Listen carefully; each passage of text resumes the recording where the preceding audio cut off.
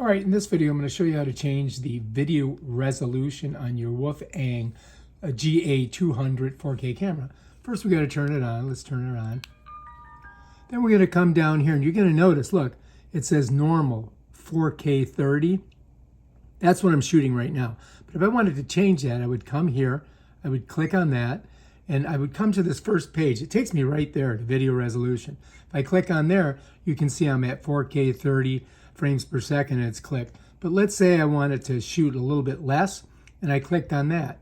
And then when I go back, you're going to see right there it says 2.7K 30 frames per second.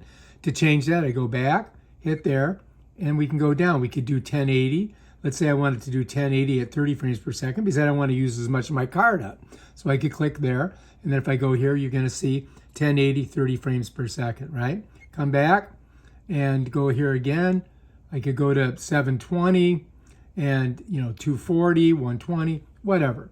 And then I would just scroll back down to where I really want, which is 4K 30 frames per second, and I would click there.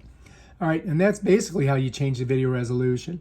We come back and you can see there it is, ready to go. All right, if you like this video, subscribe to my channel. Check out my other awesome videos where I show you stuff like this. Peace out.